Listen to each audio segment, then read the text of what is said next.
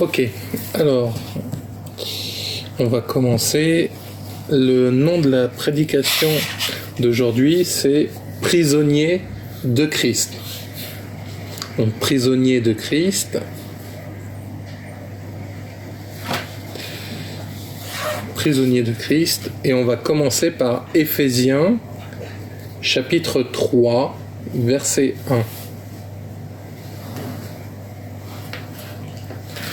Donc pendant que vous cherchez, la semaine dernière, on a vu le fait qu'il fallait accepter ce qui vient de Dieu. Et c'est vrai que quand on accepte ce qui vient de Dieu, c'est un peu comme si on devenait prisonnier de ce qu'il dit. Et on va voir un peu pourquoi cette prédication prisonnier de Christ. Donc Éphésiens chapitre 3 verset 1 nous dit: à cause de cela, moi, Paul, le prisonnier de Christ pour vous, païens. Donc, à cause de cela, moi, Paul, le prisonnier de Christ pour vous, païens. Donc, pourquoi être prisonnier de Christ ? On sait que Paul a été en prison avec Silas, on sait qu'il a concrètement et physiquement été en prison, mais là, il va nous préciser être un prisonnier pour qui ? Pour Christ et de Christ. Et beaucoup dans la vie chrétienne ont envie d'accepter Dieu, ont envie de voir Dieu, ont envie de passer du temps avec Dieu, mais de faire ce qui les arrange eux, à la manière qui les arrange, à la méthode qui les arrange, et de façon à ce que ça aille dans leur sens à eux. On a pu voir la semaine dernière que quand on accepte ce qui vient de Dieu, il faut mettre de côté des fois nos envies, nos façons d'agir et tout cela. Et en fait, être prisonnier de Christ, c'est déjà le fait d'accepter qui est Christ. Donc pour petit rappel, Christ est mort pour nous, il est mort à la croix, il est ressuscité, il veut que quiconque l'accepte comme sauveur et Seigneur soit sauvé, reçoit son esprit, que l'Esprit de Dieu donc vienne habiter en nous, et qu'à ce moment-là, ça fasse qu'on devient enfant de Dieu, né de nouveau. Non selon des religions, non selon des choses, des principes élémentaires ou quoi que ce soit, mais selon Dieu et son bon vouloir et sa grâce.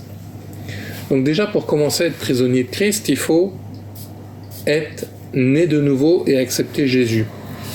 Et pourquoi être prisonnier de quelqu'un? Si on observe dans le monde, être en prison, c'est quelque chose qui est en général pour nous canaliser, pour nous empêcher de faire d'autres bêtises, pour faire en sorte que peut-être nous avons commis des délits, c'est des punitions d'être prisonnier.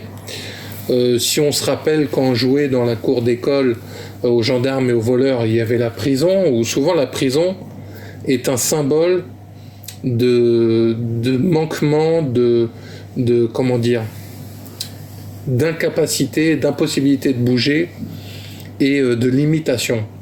Mais là, on nous fait comprendre qu'être prisonnier de Christ, c'est quelque chose de bien. Parce qu'on sait que Paul, par exemple, dans ce passage, va être un grand apôtre, va faire beaucoup de choses, va accomplir plein de choses pour Dieu, nous annoncer les dons de l'Esprit, nous donner pas mal de révélations.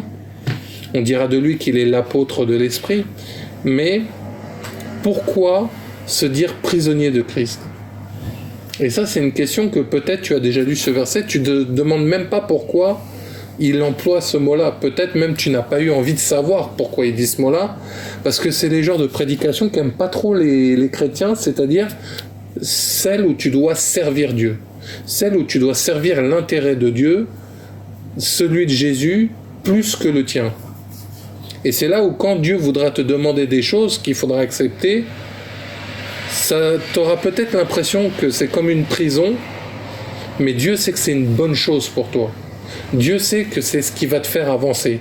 Parce que vu que Dieu sait tout, connaît tout, voit tout, il a dit qu'il nous a prédestinés.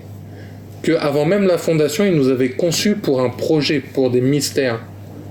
Et quand tu rentres dans une destinée que tu ne sais pas forcément où tu vas, mais que tu fais confiance à celui qui te guide, ben je trouve que c'est un peu comme dans une prison où tu as le surveillant qui va t'emmener peut-être à certains endroits de la prison, qui va te faire faire certaines choses, Et c'est pour aussi ton bien lorsque tu es en prison, pour qu'il n'y ait pas de problème avec d'autres détenus, pour pas qu'il y ait de soucis.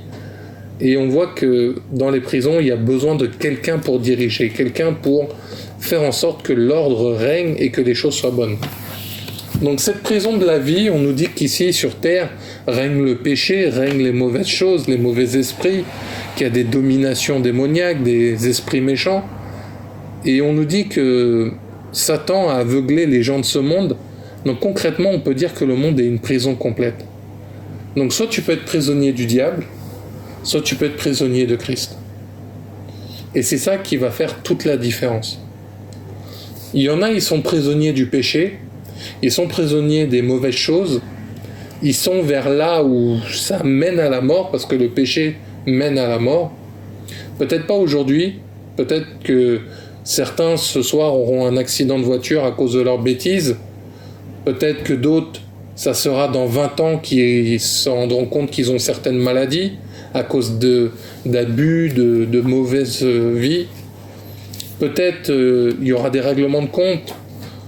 Quel que soit le problème, un jour ou l'autre, le péché mène à la mort. Et le but, c'est de savoir que Dieu n'est pas là pour nous juger à mort, mais il veut nous sauver.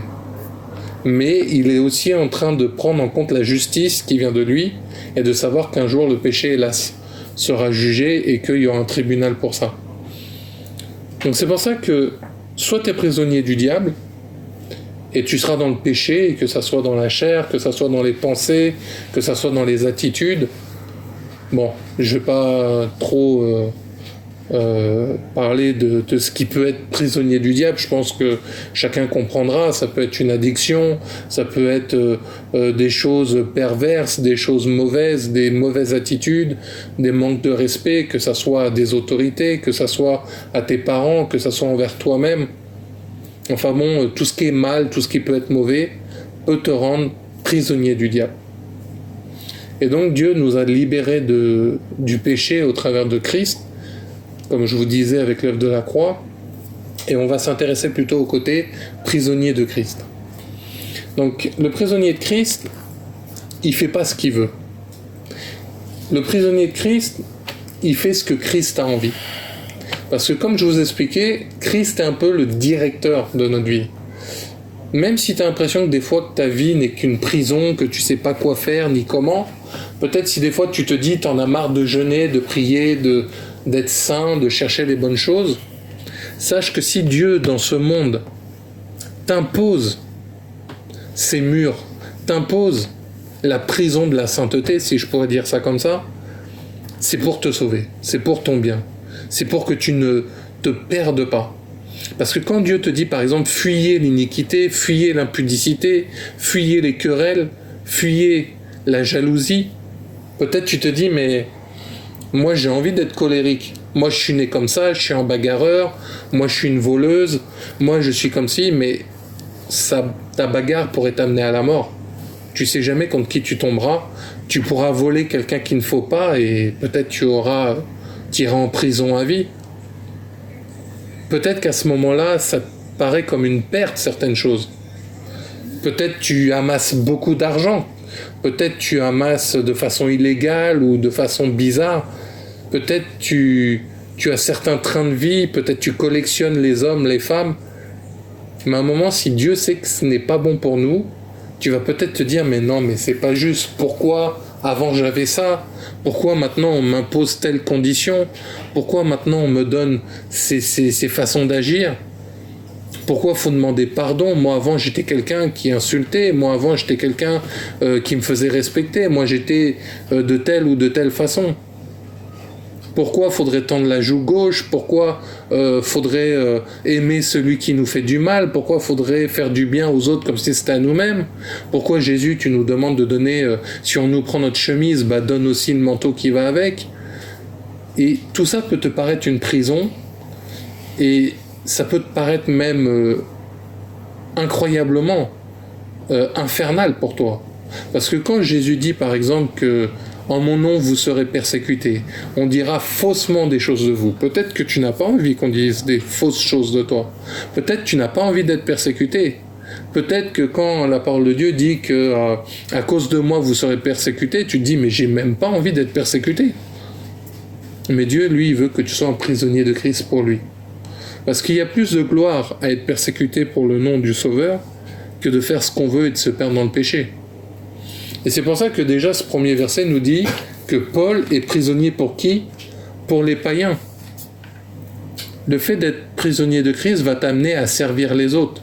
Que ça soit dans une église, que ça soit des gens de ta famille, mais même des païens, des gens qui meurent.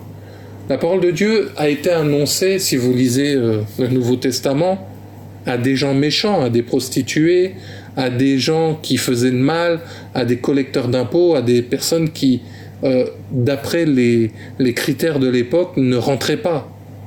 Et quand les prêtres de l'époque, qu'on appelait des pharisiens ou des sacrificateurs ou autres, disaient à Jésus « Mais toi, tu es avec les gens de mauvaise vie », Jésus répondait « C'est les malades qui ont besoin d'un docteur ».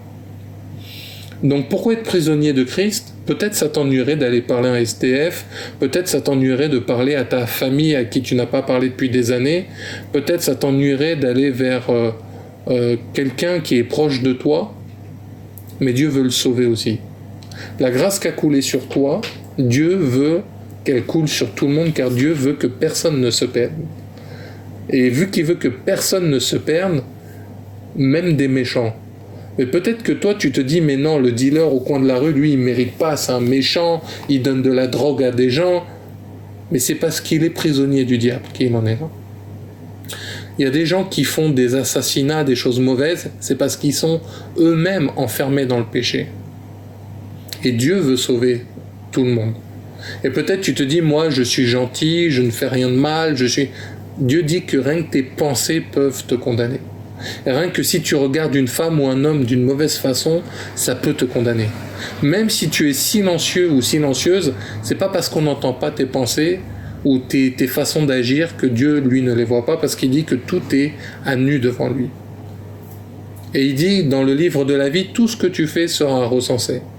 Et si en plus, tu vis une vie normale, parce que même dans la parole de Dieu, on nous parlera des gentils, des gens qui vivaient gentiment, on pourrait dire. Si tu n'acceptes pas le Seigneur, Dieu dit tu seras avec moi ou contre moi.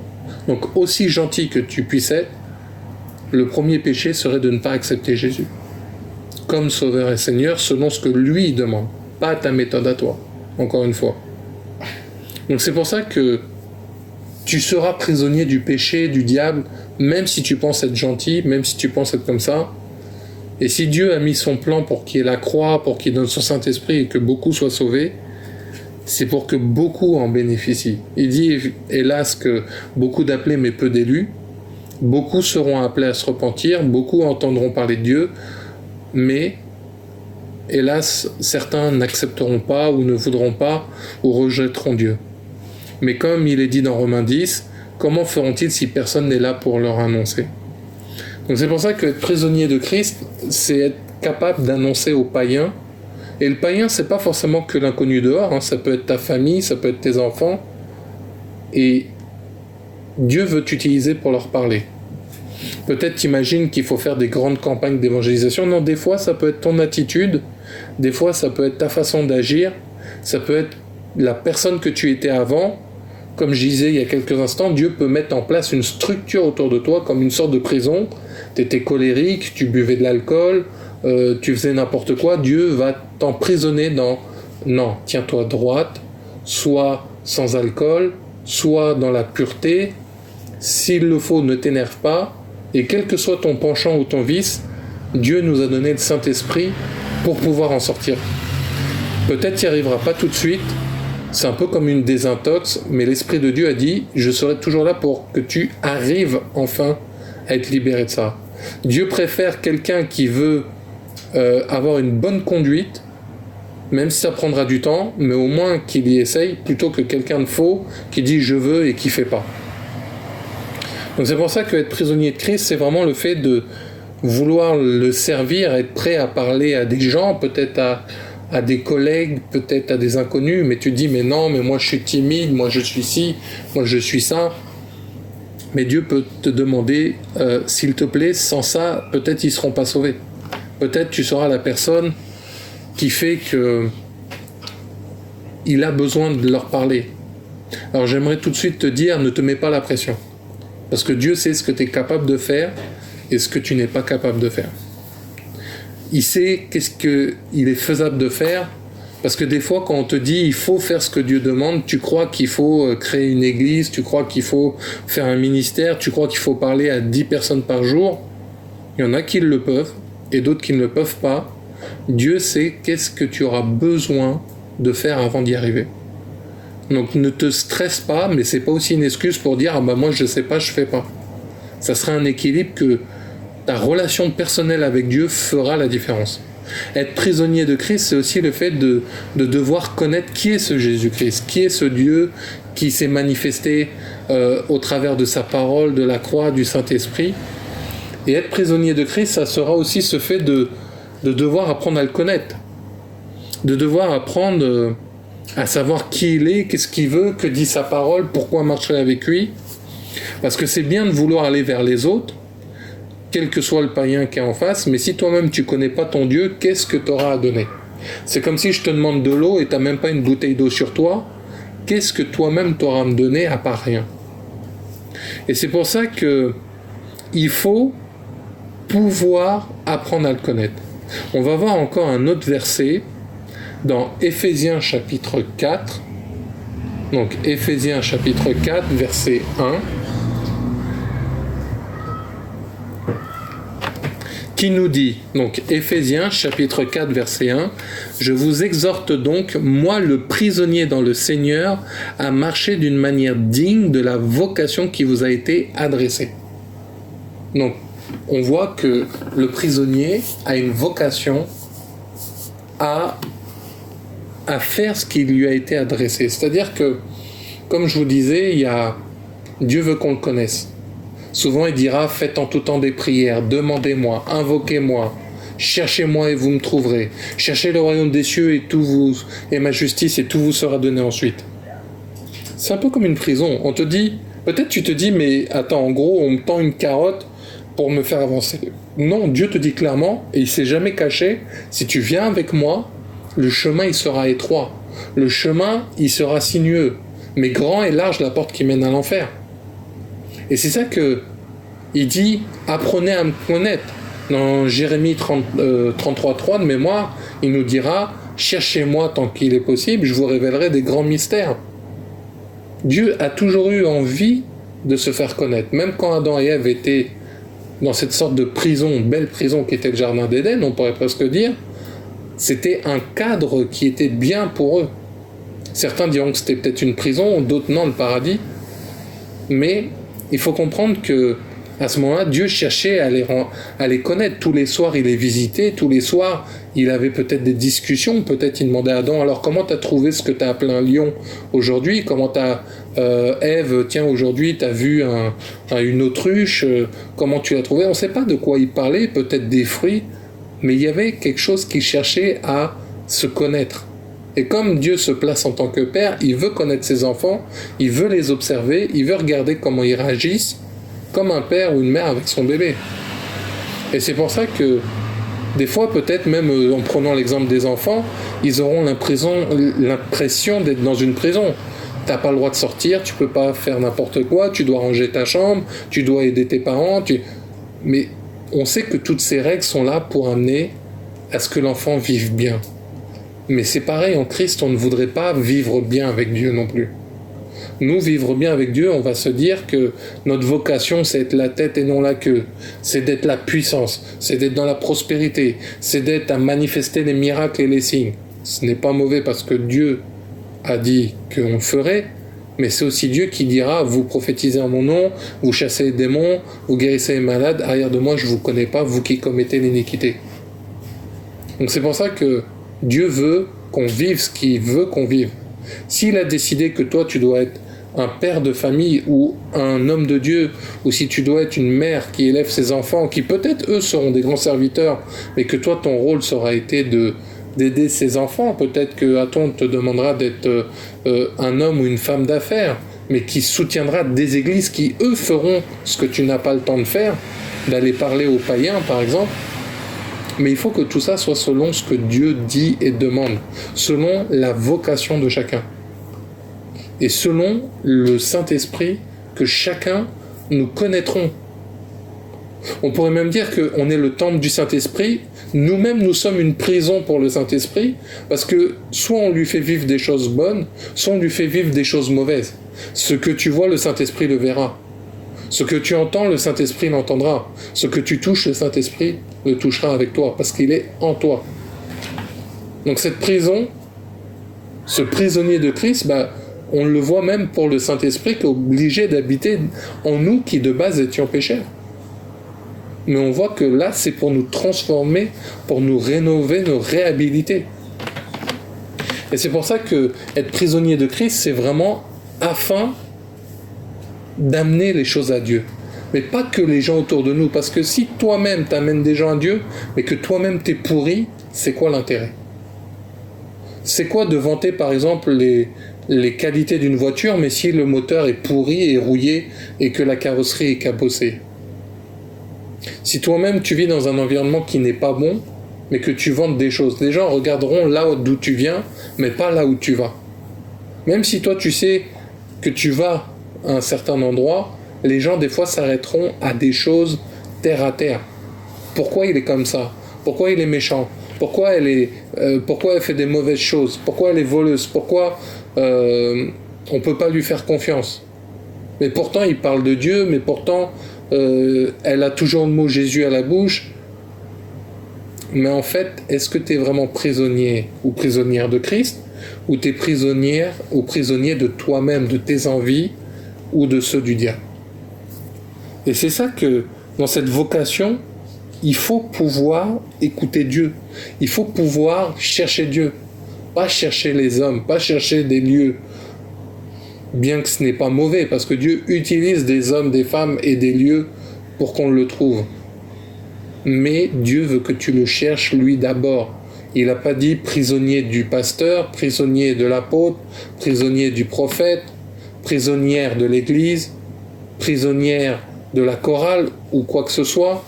Encore une fois, ce n'est pas mauvais d'aller à l'église, d'être dans la chorale, d'être homme ou femme de Dieu, je le répète encore, mais c'est l'idolâtrie qu'on en fait qui est mauvaise. L'idolâtrie peut nous rendre même prisonniers de certaines choses. Tu peux être idolâtre d'un footballeur, de plein de choses différentes, d'un travail, de l'argent, et ça peut te rendre prisonnier de ces choses-là. Mais il faut que tu cherches à être prisonnier de Dieu. Si Dieu te demande arrête ça pour faire autre chose, il sait pourquoi. S'il te demande change d'attitude, parce qu'il sait que ça peut te faire du mal, ou du mal aux gens qui sont autour de toi. Et des fois tu te dis mais Seigneur, mais il n'y a personne autour de moi que ça pourrait. Mais tu ne sais pas si Dieu va te mettre en relation avec d'autres personnes.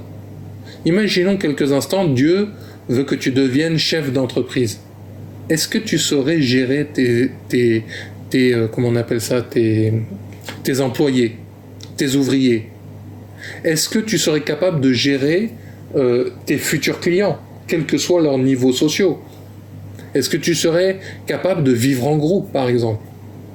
Et enfin bon, on pourrait imaginer tout plein d'exemples. Et là, tu te dis, ben non, c'est pas nécessaire, mais peut-être que dans 3 ans, oui. Peut-être que tu es individuel, mais Dieu voudrait te faire jouer en équipe, que ça soit dans n'importe quel sport. Peut-être même pour éduquer tes enfants à ne pas être personnel et égoïste. Donc des fois, on voit là maintenant, mais Dieu voit dans 10 ans, 30 ans, 80 ans, on ne sait pas. Prenez l'exemple d'Abraham, Dieu savait qu'il aurait l'enfant de la promesse à partir de 100 ans. Un peu plus de 100 ans avec Sarah. Mais entre-temps, il y a eu toutes ces années de galère. Mais Dieu savait que ça arriverait. Et c'est pour ça qu'Abraham, on voit, était prisonnier et a dû accomplir toutes ces choses pour en arriver à sa bénédiction. Mais parce qu'il est toujours resté à faire confiance à Dieu et à ce que Dieu disait de lui ou disait de faire. Donc c'est pour ça qu'il est important vraiment de savoir chercher Dieu pour Dieu. Pas chercher Dieu parce que c'est à la mode, pas chercher Dieu parce que tu as vu ça quelque part, pas chercher Dieu parce que l'église a l'air hype ou quoi que ce soit. C'est pas parce que c'est une grande église que c'est mauvais. Encore une fois, il y a des débats qui se font. C'est pas ça le problème, mais le problème c'est le cœur des hommes et des femmes. Et c'est ça qui fait la différence. Tu peux avoir un méga bâtiment, un gratte-ciel, si le cœur des gens est pourri dedans, il sert à rien. C'est comme un immeuble, si ses fondations sont mauvaises, il peut s'écrouler à tout moment, aussi beau soit-il et high-tech. Donc c'est pour ça que être prisonnier de Christ, c'est vraiment ce qui va nous amener à répondre à cette vocation de connaître Dieu, de cette vocation de servir Dieu ou de faire ce qu'il y a à faire pour Dieu. J'aimerais qu'on lise encore un autre passage dans 2 Timothée, donc ou deuxième lettre de Timothée, donc 2 Timothée, chapitre 1, verset 8. 2 Timothée, chapitre 1, verset 8. Et donc la parole de Dieu nous dit « N'aie donc point honte du témoignage à rendre à notre Seigneur, ni de moi son prisonnier, mais souffre avec moi pour l'Évangile. » Alors, « N'aie donc point honte du témoignage à rendre à notre Seigneur. » Si on regarde, le mot qui se cache derrière témoignage, c'est un mot grec qui veut dire martyrion. Et ce mot grec veut dire témoignage, servir de témoignage ou rendre témoignage. Alors, il faut comprendre que pour rendre témoignage à notre Seigneur, ça va être pas forcément que en témoignant de Christ, ça en fait partie, mais rendre témoignage, c'est aussi pour toi-même, pour ce qui t'entoure, ou ce que Dieu a dit de toi, ou ce que Dieu veut faire de toi. Si Dieu t'appelle à être, par exemple, sportif, c'est rendre témoignage que de faire ce qu'il a dit, parce que tu auras accompli ce que lui dit. Faire en sorte de rendre le témoignage au Seigneur, ça peut être toi, ta vie personnelle avec Dieu. Écoute Seigneur, je te témoigne que j'ai du mal en ce moment, je suis épuisé, je te rends témoignage de ma difficulté d'être dans cette prison. Je sais que cette prison est censée être bonne pour moi, tu veux des bonnes choses, mais c'est dur, je ne comprends pas, je ne vois pas, tu m'as dit telle et telle chose. Rendre témoignage aussi, c'est savoir témoigner de ce qu'il y a dans ton cœur envers Dieu. Parce que beaucoup se plaignent de Dieu, mais il y a une différence entre se plaindre à Dieu et dire Dieu je ne comprends pas, mais au moins t'as forcément raison, t'as été à la croix, tu dois faire il y a des choses que je n'ai pas encore saisies, mais un jour je comprendrai. Et c'est ça aussi rendre témoignage. Des fois il y a des gens, ils témoignent, un jour j'étais dans l'alcool, mais grâce à une désintox j'ai arrêté, grâce à des amis, puis aujourd'hui je m'en suis sorti. C'est témoigner aussi. Quand on fait nos témoignages personnels, peut-être on n'évangélise pas, peut-être on ne fait pas une église, mais témoigner à ta maman ou à ta sœur ou à des amis, écoutez, Jésus, moi, il a fait ça dans ma vie. Même si tu prêches pas, tu donnes pas de versets, c'est rendre témoignage à Dieu aussi. Et on voit que le fait de rendre témoignage à notre Seigneur, ni de moi son prisonnier, mais souffre avec moi pour l'évangile. Donc tu ne dois pas avoir honte de ceux qui parlent de Jésus, tu ne dois pas avoir honte de ceux qui cherchent à faire ce qu'il y a à faire pour Jésus. Peut-être des fois tu te diras mais lui il est toujours dans la sainteté, il veut pas aller en boîte, il veut pas s'amuser, il veut pas prendre de drogue. Là il rend témoignage au Seigneur lui. Et c'est pas pour glorifier un homme, mais glorifier ce que Dieu fait dans la vie d'un homme ou d'une femme, et de savoir que là où ton frère ou ta sœur, l'homme ou la femme de Dieu traverse, faut être compatissant avec cette prison qu'il vit. Peut-être cet homme de Dieu ou cette femme de Dieu a tout abandonné pour que toi aujourd'hui tu reçoives une parole, que quelqu'un prie pour toi, là où peut-être égoïstement tu penses qu'à toi, mais lui il est prisonnier pour toi, ou elle est prisonnière pour toi, pour Christ.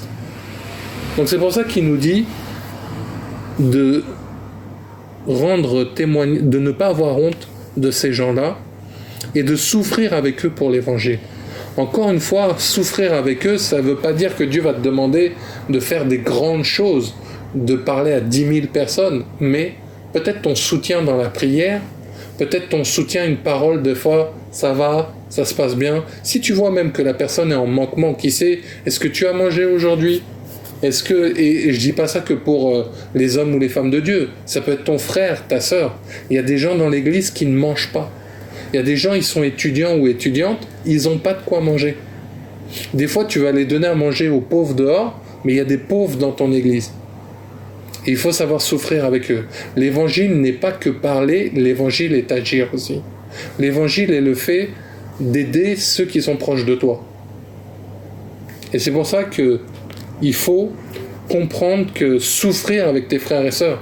Peut-être, tu vois dans ton église, un frère ou une sœur, il n'y arrive pas, c'est dur, il y a un péché qui règne, c'est dur, c'est pas facile, peut-être dans son attitude, il ou elle est colérique, c'est dur, mais souffre pour que Dieu arrive à le transformer. Souffre, l'évangile, c'est que la bonne nouvelle soit annoncée, qu'il soit en contact avec Jésus, pour qu'il ou elle soit sauvé, transformé. Mais pour ça, il faudra souffrir avec eux. Donc c'est ça, être un prisonnier de Christ, c'est souffrir pour les autres, souffrir avec les autres. Et c'est pour ça que même dans certains passages, on nous dit « Priez les uns pour les autres, pardonnez-vous vos péchés ». Des fois même, dans la souffrance, il y aura des gens qui auront vécu certains péchés, et c'est d'autres qui auront vécu la même chose, qui pourront les aider, parce que là où eux auront réussi, ils pourront les aider à sortir de là où ils sont. Encore une fois, c'est Dieu au travers d'eux, pas les hommes ou les femmes. Je le répète encore une fois, que ça soit Dieu qui ait la gloire. Donc c'est pour ça que être prisonnier pour Christ, c'est être prisonnier de ta relation avec lui, être prisonnier pour aider les païens ou les gens qui t'entourent, souffrir pour son œuvre, souffrir pour les autres, souffrir et respecter ceux qui souffrent, et afin de faire quoi ? L'évangile. On va voir encore un autre passage. Hébreux chapitre 10, verset 34. Hébreux chapitre 10, verset 34. Donc Hébreux chapitre 10, verset 34. En effet, vous avez eu de la compassion pour les prisonniers, et vous avez accepté avec joie l'enlèvement de vos biens, sachant que vous avez des biens meilleurs qui durent toujours. Donc, Hébreux 10, 34. Donc, Hébreux chapitre 10, verset 34, nous dit « En effet, vous avez eu de la compassion pour les prisonniers, et vous avez accepté avec joie l'enlèvement de vos biens, sachant que vous avez des biens meilleurs et qui durent toujours. » Donc, on voit que Dieu nous demande de la compassion pour les prisonniers.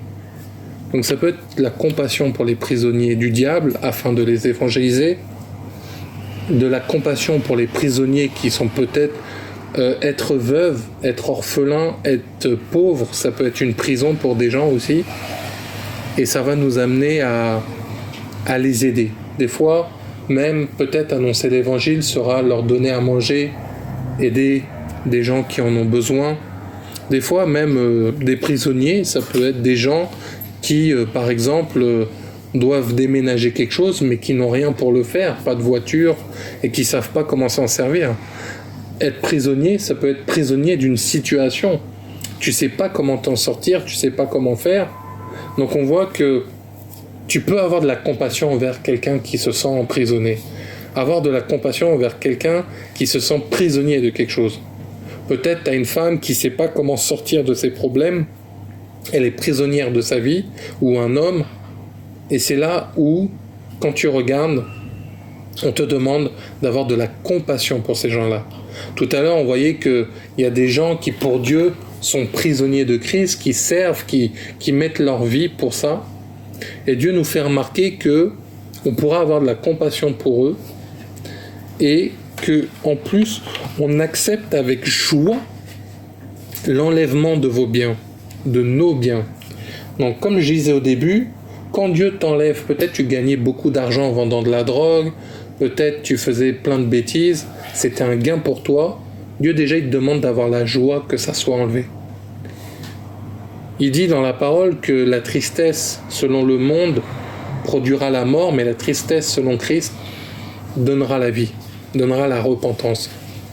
Donc des fois, il y a des choses qui te paraissent bien, c'est pour que tu puisses les donner. Que ceux qui pouvaient être un superflu pour toi, tu les donnes à des gens qui soient prisonniers. Imagine par exemple quelqu'un qui a des chaussures trouées et toi tu as 10 paires à la maison par exemple. Tu vois une dame qui tous les jours a des chaussures cassées et toi tu as 10 paires de talons qui attendent à la maison pour rien. Qu'est-ce que ça te coûterait d'en donner une sur 10 par exemple, même si tu n'en avais que 2?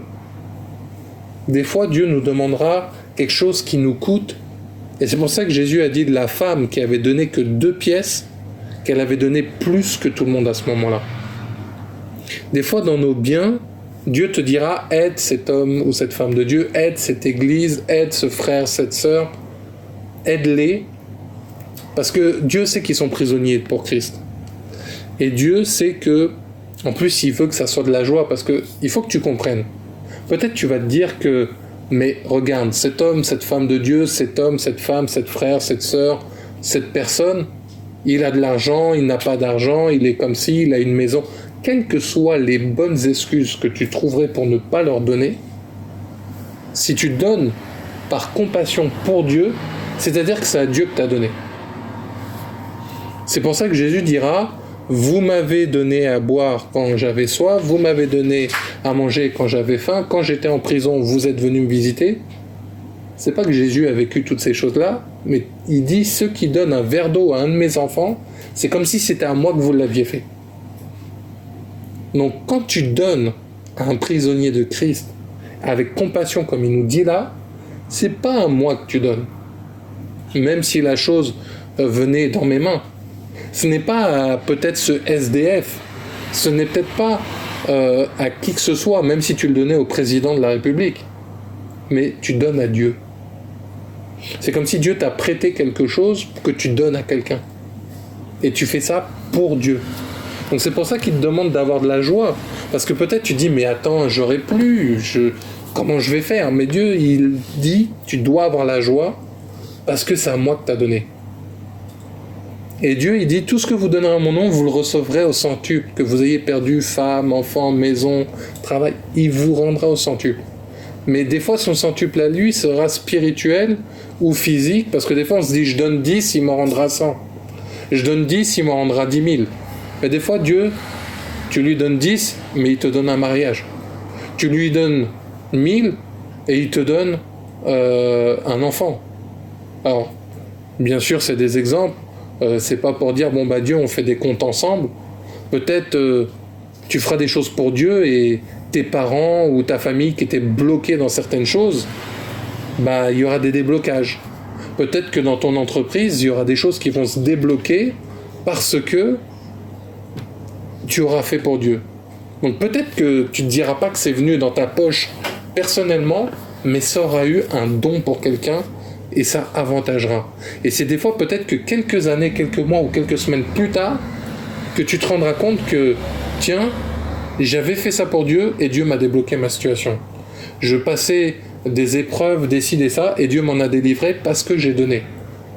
Toi, ou peut-être tu disais, ah, j'ai donné un téléphone, j'espère avoir le dernier téléphone, bah lui peut-être il te donnera autre chose que tu t'y attendais pas du tout. Tu priais pour des dons spirituels, ça vient.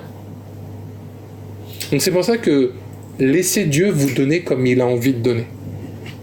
Mais lui en tout cas, quand tu donnes à quelqu'un, il attend que ça soit la joie, parce que si tu fais ça pour lui, bah ça rend joyeux, même si peut-être tu trouveras que c'est une perte. C'est pour ça que Paul dira, j'ai tout considéré comme de la boue, maintenant ce n'est plus moi qui vis, mais Christ qui vit en moi. Encore une fois, pour être prisonnier de Christ. Et donc on voit qu'on nous dit, sachant que vous avez des biens meilleurs et qui durent toujours. Il nous parle des choses qu'on accumule dans le royaume des cieux. Tu sais, dans cette vie mondaine, on nous dit il faut économiser, il faut garder de l'argent, il faut acheter de l'immobilier, il faut préparer ta retraite, il faut des complémentaires retraite, il faut des assurances vie. Des fois on est surblindé de trucs alors qu'on te dit que tu n'en profiteras que dans 40 ans, 60 ans.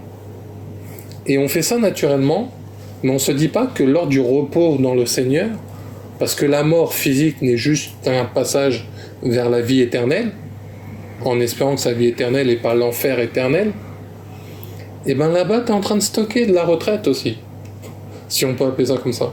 Tu es en train de stocker, et là où peut-être tu as donné une voiture à quelqu'un, tu sais pas les grandeurs que Dieu est en train de préparer pour l'éternité pour toi. Souvent, je dis, tu regardes la goutte d'eau au lieu de l'océan. L'océan, c'est des trilliards de milliards de gouttes d'eau. Et toi, tu es là, non, moi, je veux ma goutte d'eau, là, tout de suite.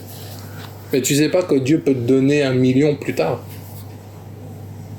Alors que toi, tu pleures pour 1 centime. Donc c'est pour ça que il nous dit, il y a des biens meilleurs qui durent toujours. Et ça nous amène à penser que être prisonnier de Christ, c'est être prisonnier de la foi. Dieu dit, c'est par la foi que vous serez sauvés. La foi, c'est la ferme assurance des choses que l'on ne voit pas. Donc être prisonnier de Christ, c'est prisonnier de la foi. T'as rien, t'es nul, mais Dieu te dit tu seras un héros. On a vu la semaine dernière l'exemple de Gédéon. Il est rien, il est le plus petit, il est plus naze. Dieu, il arrive avec l'ange éternel, vaillant héros, d'entrée. Et il lui fait faire des choses, il lui fait gagner la guerre avec 300 personnes. Et c'est là où tu te dis, il faut avoir la foi pour ça. Dieu, on voit Moïse qui bégaye, Dieu lui dit, tu vas être comme Dieu et Aaron, ton prophète, vous irez voir Pharaon. Puissance économique, militaire numéro 1, et lui il dit, moi je bégaye. Il faut la foi pour se dire, je vais y aller. Dieu te dit, tu seras homme ou femme de Dieu, tu seras grand ou grande entrepreneur, entrepreneuse, tu seras mère d'enfant alors qu'on t'a dit que tu es stérile. Quand tu es prisonnier de Christ, tu es prisonnier de la foi. On te dit, vous recevrez les dons du Saint-Esprit. Il faut la foi pour croire que le Saint-Esprit habite en toi. Il faut la foi de croire que tu es sauvé. On nous dit dans les dons spirituels que tu imposeras les mains aux malades, ils seront guéris, qu'il y aura des paroles de sagesse, le parler en langue. Il faut la foi pour croire en ça. Et c'est là où tu dois être prisonnier de Christ pour croire que ce que tu as reçu. Même il faut être prisonnier de Christ pour te dire toute ta vie, je vis pour quelque chose que je n'ai pas forcément complètement vu. Certains auront eu des visions, d'autres oui, d'autres non, pour te dire oui, il y a bien un Dieu, oui, je vais au royaume des cieux. Il y en a, tu dois être prisonnier de la foi, parce que ton frère, ta soeur a eu des visions, mais toi, tu n'en as pas eu. Mais peut-être que toi, tu as eu des songes, ou peut-être juste Dieu te parle dans ton cœur, mais il faut la foi pour continuer. Des fois, quand tu vois les autres, tu te dis, mais eux, ils sont à un trop haut niveau, moi, je suis petit machin. Il faut la foi pour continuer, parce que Dieu dit, les derniers seront les premiers. Être prisonnier, ça sera, tu auras l'impression d'être souvent dernier, mais Dieu dira de toi que tu es un premier. Et ça, c'est être prisonnier d'une mentalité. Tu peux être soit prisonnier des mentalités diaboliques, comme je vous disais tout à l'heure, ou prisonnier de Dieu et de sa mentalité. De voir selon Dieu. Être prisonnier de Christ, c'est voir ce que lui voit. Être prisonnier de Christ, c'est entendre comme lui veut que tu entendes. Être prisonnier de Christ, c'est sentir les choses comme lui veut que tu les sentes. Parce que quand Jésus dit « tendez la joue droite si on gifle la gauche », il faut vraiment être prisonnier de Christ pour le faire. Moi, je crois qu'il n'y a pas beaucoup de monde qui voudront se faire frapper 2 fois. Donc, être prisonnier de Christ, c'est aussi croire tout ce qui est dit dans sa parole, dans les promesses, dans tout ce qui s'accomplira. Croire que Dieu t'aime. Croire que Dieu veut faire des choses avec toi. Et c'est pour ça que il faut la foi et être prisonnier de Dieu pour accomplir toutes ces choses. Et on va voir un dernier passage dans 2 Corinthiens, ou 2e lettre aux Corinthiens, selon vos livres. 2 Corinthiens, chapitre 11, versets 26 à 31. Donc 2 Corinthiens, chapitre 11, versets 26 à 31. Je vous laisse encore un peu de temps pour trouver. 2 Corinthiens, chapitre 11, 26 à 31. Donc, voyons voir un peu ce que nous dit la parole. Fréquemment en voyage J'ai été en péril sur les fleuves, en péril de la part des brigands, en péril de la part de ceux de ma maison, de ma nation, pardon, en péril de la part des païens, en péril dans les villes, en péril dans les déserts, en péril sur la mer, en péril parmi les faux frères. J'ai été dans le travail et dans la peine, exposé à de nombreuses veilles, à la faim et à la soif, à des jeûnes multipliés, au froid et à la nudité, et sans parler d'autre chose, je suis assiégé chaque jour par les soucis que me donnent toutes les églises. Qui est faible, que je ne sois faible? Qui vient à tomber, que je ne brûle? S'il faut se glorifier, c'est de ma faiblesse que je me glorifierai. Dieu qui est le Père du Seigneur Jésus et qui est béni éternellement sait que je ne mens point. Donc là, c'est Paul qui parle de sa vie. Et bien nous aussi, quand tu es prisonnier de Christ, regarde un peu tout ce à quoi on s'attend. Donc quand Dieu disait dans la parole dans Matthieu 5, en mon nom vous serez persécutés, en mon nom on dira faussement des choses de vous. Des fois on croit que c'est juste un blabla. Celui qui vit l'évangile de Dieu, celui qui vit la parole de Dieu, celui qui vit selon le Saint-Esprit, il vivra des choses comme ça. Quand Paul disait moi Paul, prisonnier de Christ, on voit maintenant pourquoi. C'est pas juste quelqu'un qui a parlé pour parler, il a fait ce qu'il a dit et ce qu'il a vécu. Et quand Jésus a dit à Paul, qui était encore Saul de Tarse à ce moment-là, je te dirai de quoi tu vas souffrir. Il faut vraiment être prisonnier de Christ pour que Dieu te dise tu vas souffrir pour moi. Mais la récompense qui va derrière sera grande aussi. Donc résultat, vois un peu tout ce qui est dit. Fréquemment en voyage, j'étais en péril dans les fleuves, par des brigands, par la part de ceux de ma nation. Ma nation, ça peut être des gens de ta communauté, ça peut être des gens de ton église, ça peut être des gens de ta famille, ça peut être toi-même. Ça peut être plein de choses. Et quand on voit sur la mer, sur les faux frères, dans les déserts, les païens, il a veillé, jeûné, il a eu faim, soif. Et sans parler d'autre chose. Donc ça veut dire que la liste, elle est plus longue encore. Mais pourquoi il a continué? Parce que c'est bien, Paul nous a dit vivez le bon combat de la foi comme la course, allez jusqu'au bout. Comme un bon soldat. Mais parce qu'il a mis en pratique ce qu'on avait lu un peu plus haut dans Hébreux 10, 34, en disant qu'il l'a fait avec joie. Il l'a fait en sachant qu'il y aurait des biens meilleurs et qui durent toujours. Jésus même nous dira pourquoi vous amassez les choses sur la terre alors que la rouille et les voleurs peuvent les prendre et les détruire. Regardez aux choses d'en haut. Et c'est ça que Paul nous a donné l'exemple. Et c'est ça que Pierre, Marc, Jean, etc. ont fait. On aime bien lire les passages, mais on ne veut pas les vivre. On ne veut pas vivre la parole de Dieu. Parce que quand Dieu va venir te dire « Hey, sanctifie-toi » « Ah, mais Seigneur, tu sais, moi je suis comme ça. Ah, mais Seigneur, moi tu sais que j'aime bien quand même ça. Ah, Seigneur, il va dire jeune. Ouais, mais Seigneur, tu sais, je suis gourmand. Tu sais, Seigneur, je suis un gourmet. Ah, Seigneur, la nouvelle recette là. Mais Dieu, il attend des choses de toi. Toi, tu t'es dit, je vais être président de la République, Dieu veut que tu sois boulanger. Regardez Pierre, il est pêcheur de poissons, et Jésus, il arrive et dit, toi, tu vas être pêcheur d'hommes. Imagine, Pierre, ça se trouve, il avait fait son business plan, sur sa barquette, sur sa barque.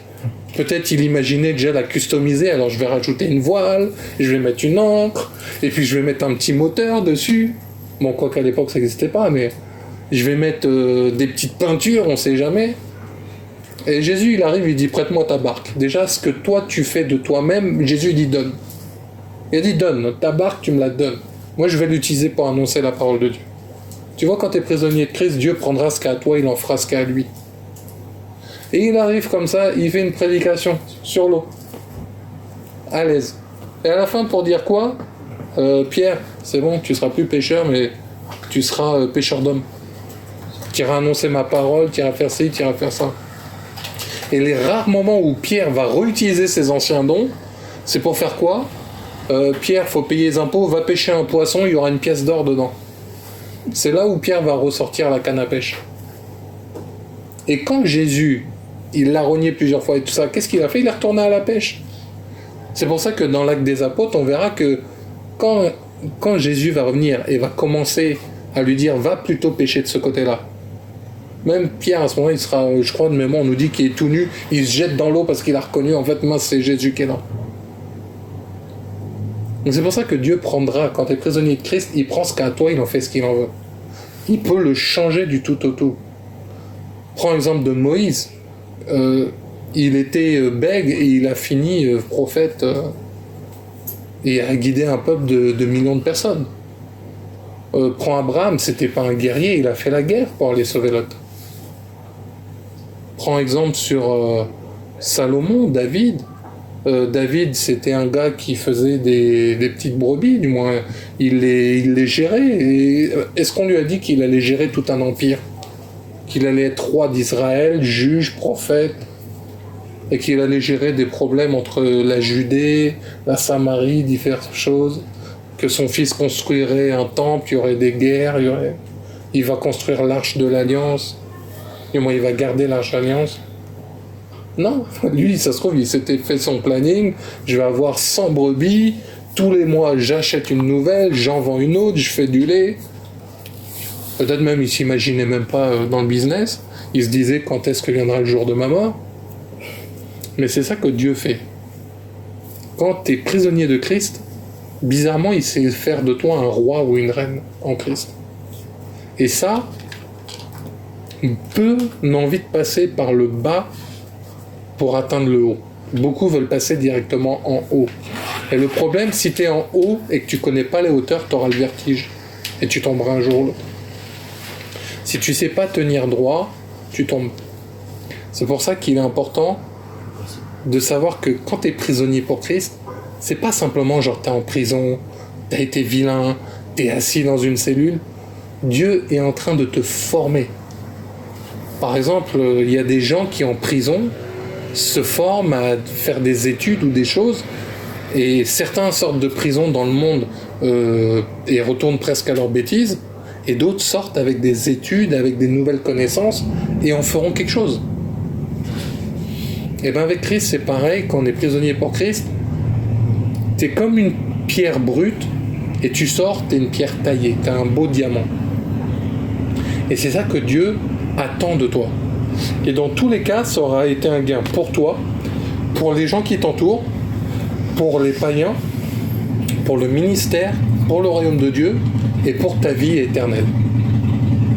Mais pour ça, il faudra accepter d'être prisonnier de Christ et chercher à comprendre, chercher à savoir qu'est-ce que être prisonnier de Christ, chercher à comprendre pourquoi. Et je vais clôturer par ça, être prisonnier de Christ, c'est un engagement. C'est quelque chose que tu décides de faire. Par exemple, si tu deviens papa ou maman, tu peux plus t'arrêter. Tu peux plus prendre l'enfant, tu le jettes à la poubelle, ça t'a saoulé. Tu peux pas prendre l'enfant, le mettre dans un orphelinat. Tu peux pas mettre l'enfant, l'abandonner dans la rue. Et là, s'il y en a, ils le font, mais tu peux pas normalement. Il y en a, ils prennent des choses, ils commencent des choses et ils les finissent pas. Dieu dira, mieux vaut la fin d'une chose que son commencement. Et c'est pour ça que si tu veux être prisonnier de Christ, je te le dis, il n'y a pas de mystère, il n'y a pas de ça va être tout rose. Il va y avoir des combats, il va y avoir des choses. Faudra tenir, mais il faut s'engager comme le baptême. C'est un engagement d'une bonne conscience avec Dieu. Et cet engagement, il faudra s'y tenir. Mais le problème, c'est que quand on vient te mettre des responsabilités avec Dieu, beaucoup se refroidissent. C'est pour ça qu'il dit dans la parole, beaucoup se refroidiront dans les derniers temps, parce que quand on va commencer à parler sérieux, bon écoute, pour Dieu, il faut faire ça, il y en a, ils vont bégayer, il y en a, ils vont fuir, il y en a, ils vont dire, mais non, moi je voulais l'argent, moi je voulais le mariage, moi je voulais le business, moi je voulais Dieu comme un marabout, je vais le consulter, il me donne, je reprends, je redonne. Mais quand là, Dieu il va dire, non là, on est clair, on est sérieux, voilà comment ça doit être. Beaucoup se refroidiront et beaucoup, hélas, seront recrachés. Donc c'est un engagement d'être prisonnier avec Christ. Mais aujourd'hui, il faut que tu le saches que Dieu attend ça de toi. Et qu'il faut que tu acceptes dans cet engagement que ça soit un gain pour toi. Des fois, il y a des prières, Tu sais, on ne se rend pas compte de nos prières. Des fois, tu peux demander à Dieu, Seigneur, je veux te faire confiance. Tu te dis, elle est belle, hein, la prière. Je veux te faire confiance. Dieu peut faire en sorte que ta porte ne ferme plus pendant un mois. Et tout le monde dans ton quartier peut rentrer à la maison. Mais Dieu il dira, fais-moi confiance. J'ai mis un ange. Fais-moi confiance, personne ne viendra y toucher. Et toi, t'es là, Seigneur, quand même, ma télé, ma console. Seigneur, il y a mes enfants. Et il te dit, fais-moi confiance. Quand tout à l'heure, je vous ai dit, être prisonnier de Christ, c'est savoir être prisonnier de la foi. Des fois, tu fais des prières, Seigneur, donne-moi plus d'amour pour les autres. Tous les jours, tu croises un SDF, tous les jours, tu le regardes, qu'est-ce qu'il fait là, lui? Et tous les jours, Dieu il dira, on attend. Tu vas l'aider, tu vas... Et quand Dieu te dira, donne-lui à manger, oh, mais non, ça c'est le diable, ah, regarde là, Satan. Et toi, tu diras, mais Seigneur, pourquoi j'ai pas plus d'amour? Des fois, on croit qu'une prière, on est prisonnier de notre prière, et on se rend pas compte que tu demandes des choses, mais Dieu va te faire passer par une petite prison bien comme il faut. Ah, tu veux être dans l'amour. Ah, tu veux être dans la sainteté. D'accord. Ah, t'aimais bien ces genres de bêtises. Tiens, la bêtise, elle rôde autour de toi. Et le diable, il dit quoi? Moi, je suis comme un lion rugissant, je rôde. Je rôde bien autour de toi. Je suis prêt à te croquer, là. Fais dépasser un petit morceau, croque. Et toi, après, t'es là, tu dis, Seigneur, je comprends pas, je tombe encore dans le même péché. Seigneur, Dieu te dira, rappelle-toi ta prière. Rappelle-toi ce que tu m'as demandé. Et quand tu verras, tu vas, mais non, c'est trop dur d'aimer les gens, mais non, c'est trop dur d'être bon, c'est trop dur d'être dans la gentillesse. Dieu te dira, prisonnier de qui? De toi ou de moi? Et c'est là la bonne question.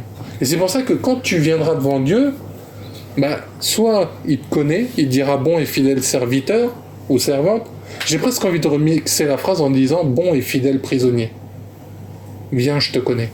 Parce que tout le temps j'étais avec toi, tout le temps on a marché ensemble, et tout le temps, c'est bon, t'es libéré.